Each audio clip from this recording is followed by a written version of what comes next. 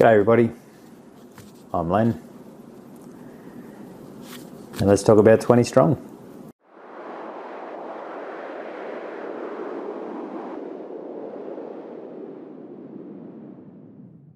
So this is Chip Theory's new game. Well, when I say new, it's probably been out for a little while. Depending on when you've watched this, it's probably been out for a very long time. But it's essentially their solo game. So you start off with 20 strong. You need this. This essentially is the core rules for it, as well as you get your set of dice, and you got a little chip, a weighted chip in there with a magnetic bit on there that helps keep track of certain things. So that's essentially where you start, and then you get these little packs. I believe they've got more packs coming out. I can't remember how many more they're going to be coming, but I'm sure they're going to be doing more. And these add extra rules to it, so build up onto these rules, and you just essentially just setting out of a set of cards, rolling dice, and using your dice to clear out some monsters or baddies, or just to go through it with dices.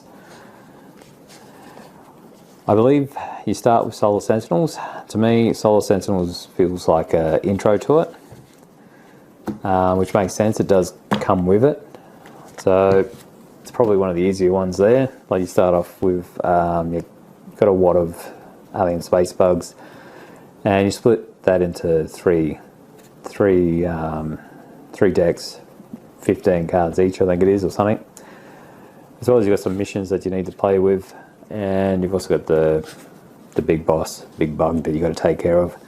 Essentially, you got to get through one of those stacks to attack the boss and hopefully win. Not to mention, the missions add to it. I do like the missions. The missions work really well with it. I wouldn't play it without it, but if it's your first time, they do recommend to play with it without it. But I feel it adds a bit more complexity to it. You have to choose, makes you sort of do different things. Like, you have to choose either get rid of a dice or, certain things, not take health or something like that. So that's good. That's good intro. Next one, I believe, becomes Too Many Bones.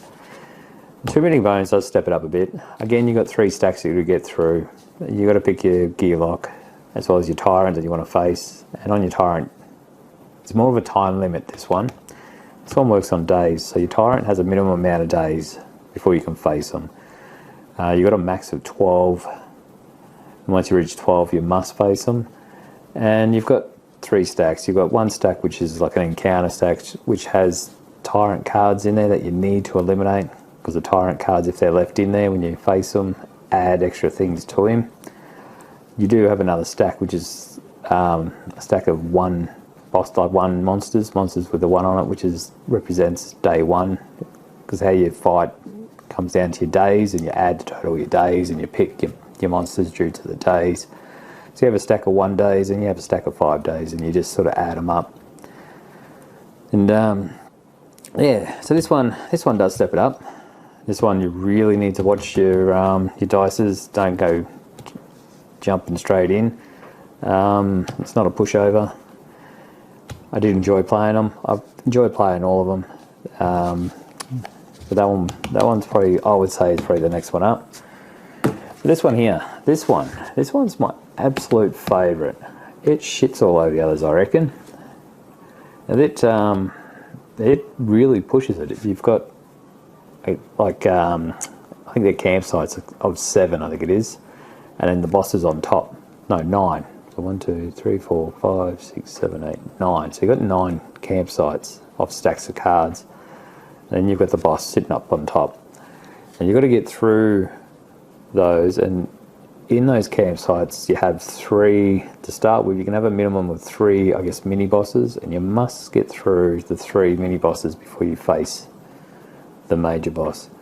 And it's really good. I thoroughly enjoyed that one.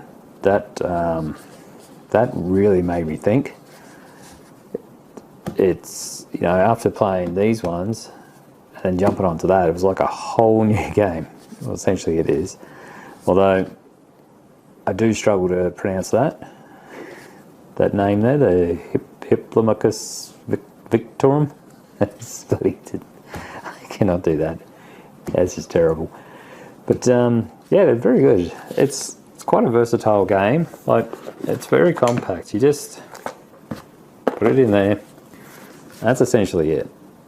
It takes up next to nothing. You can add those ones as well. Nothing. I've played this everywhere.